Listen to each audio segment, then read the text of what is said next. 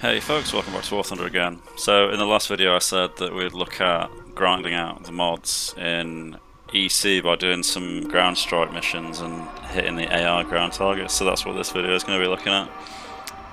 Currently we've got 8, I believe, 500-pound bombs and 56 Hydra rockets. So the objective is going to be to fly to the closest ground battle objective and just rinse as much of it as we can. Just try and wipe it out. We have enough ordnance on board that we should theoretically be able to take out an entire thing single-handedly in one fell swoop. We have a lot of loiter time in the A-10. You don't go through fuel very quickly at all, even at full throttle. And with the engines being as responsive as they are, you can actually conserve even more by reducing throttle on dives and boosting it for climbs. You'll maintain roughly the same speed throughout the whole thing, but you're only using fuel for half of your attack run essentially. So you can really make it go for a while. Adding to that, you obviously have AIM-9Ls from stock, you get 2. And you have an absolute metric arseload of countermeasures. So if anything comes to interrupt you, you can just spam the countermeasure button like crazy. Turn inside almost anything and then get an M9L off. So if we do get interrupted, fingers crossed, we should be okay. And it looks like we've got an A-10 buddy that might be heading for the same objective as we are. So the first thing we're going to look at is the rockets and how good the rocket pipper is. Now my crew isn't maxed here, but I do have it at the highest level on the crew skill bar. I haven't paid for expert crew, but it's as high as it can be beside that. The targets that we're attacking right now are like these little recoilless rifle launchers, and I kind of wish that you could get HE rockets because they just don't have enough splash with heat warheads for it to be really a viable tactic. Same can be said of the gun as well. If you don't actually directly impact both members of the crew, you can't kill them. And not only are they insanely hard to see, they're insanely hard to kill as well without wasting significant ordnance on them, like a bomb or something. And speaking of bombs, I'm not a fan because the bomb fall line, for some reason, is so low underneath your hood that you have to pretty much dive down vertically to be able to actually see it. Either that or get obscenely close. So just there, I just guessed, and thankfully it was a good guess. But bombs aren't really viable otherwise, and at least at the time of this recording, using CCRP to mark a point and then fly level and drop the bombs. Obviously then you can see the symbology, but it's just not accurate enough. Even if your mark is dead on the target, the bombs fall short or long, I forget which, but by enough that you just don't hit the mark, so it's useless. So bombs are not great. And as you can see there, even when you directly hit a pillbox with the rockets, you don't actually kill it. So what I've ended up doing, as you'll see in a little bit, is essentially using the gun to just decimate literally everything. Because it's the most effective weapon you have. At least until I get the Mavericks unlocked, and then, at least I'll get 6 guaranteed kills from the Mavericks, but for the time being, for the kind of targets that we're facing, the gun is easily the best thing. It's the easiest thing to employ, it takes the least time, it's the easiest to set up. Ironically, you have some of the best standoff range with it, because spamming rockets from much further back is not really a viable tactic. Here we've got some AI trying to give us some grief, so I went in for a bomb run there just to drop some weight. We'll turn around and see if we can get an AIM-9L off on this CL-13. There he is. Alright, so Fox 2 off on that guy, and you really don't have to watch these homing in, especially not on AI. They're just going to hit whatever you shoot them at, more or less, all the time. Got a guy coming in close on our 6, so just pull away. They look like AI defenders for the attacker objective that just flew over, so they're going to leave it alone from here. And I cut the clip where it says, but there is another ground objective popped in the exact same position that the last one was at that we've just been attacking. But it now has actual vehicles in it, so we're going to switch our attention to that. There they are on the map, look.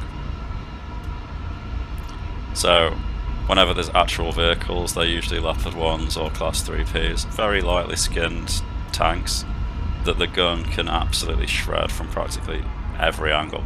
So we're just going to burn the rest of the targets down here. The enemy has captured the zone. And like I said in the last video, you really only have to set them on fire because AI don't put fires out. So if you don't hit them enough to kill them in one pass, aim for the back end and try and set the engine on fire, and then just leave them to it and they'll burn up eventually.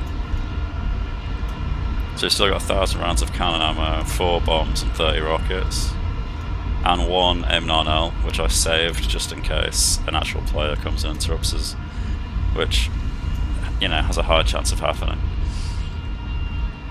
If I saw an A-10 in the kill feed hitting ground targets repeatedly, the first thing I'd do if I was in a fighter is head over to deal with it. So he set that guy on fire, killed that one outright at the end, and the middle one we damaged quite a lot, but it's not burning. But our friendly just mopped it up. So the first one we hit is probably gonna just burn up eventually anyway, which means that those 3 were just dealt with in one pass essentially, and now we can move on and deal with the rest of them. There goes the Class 3P burning up.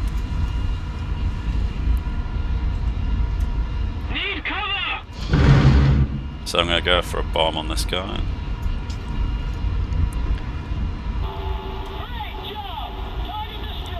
Again, I couldn't actually see the bomb pipper, so changing my HUD symbology to actually use the fault line was a complete waste of effort.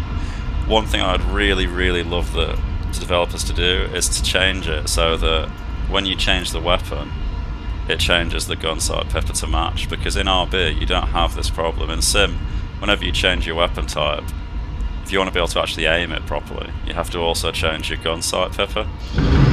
So it's 2 things to your workload instead of just 1.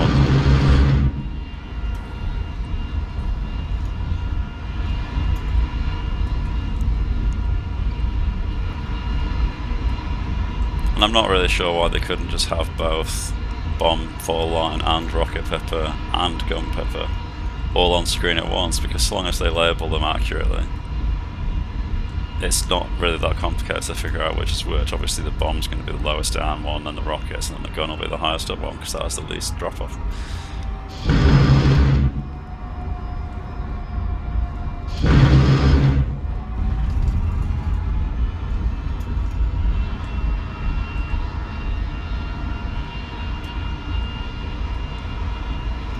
We've still got 600 rounds of cannon ammo left, and I've already lost count of how many ground targets we've mopped up. So the grind for the Mavs was actually quite enjoyable in Sim. And I do have a bunch of... Attention to the designated grid zone! It wasn't full match footage, but of all the Maverick kills that I got last time I flew in Ground Sim, NVIDIA highlights captured them all. So I might just put a reel of them up as a bonus video until I can actually film another full match that goes well, hopefully. I'm thinking that once the patch drops with the SU-25 being announced, it might actually be a good environment for once to try ground striking in other stuff, because there'll probably be so many people trying to do it that there'll be less people spamming Tunguskas and fucking Camovs.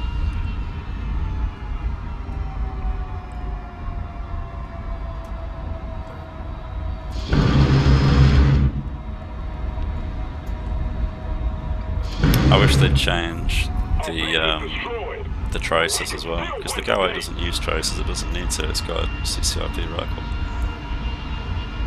And it kind of ruins the A-10 vibe when there's a giant red laser coming out the front of the plane, because it just doesn't look like that in real life.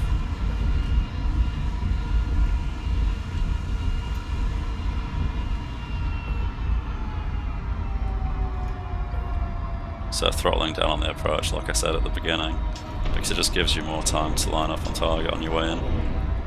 And the engines are so responsive that when you spool back up, the thrust's immediately available and you're just able to climb back up and bring it back around.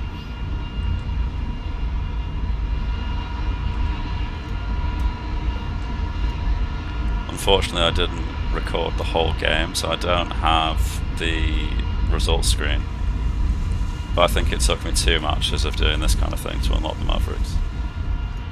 And I only really did about 3 15 to 20 minute flights doing the same thing in those before I logged off and left it for the day. So you could probably do this in about an hour of concurrent playtime if you were on the ball, especially with premium and a talisman.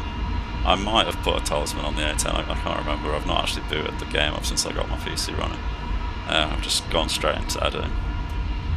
I do actually have a new throttle now though, and my desk mounts are arriving in the next few days, so once they arrive I'll be well set and I can start recording again. I'm quite eager to get back into DCS and put some real time into the F16.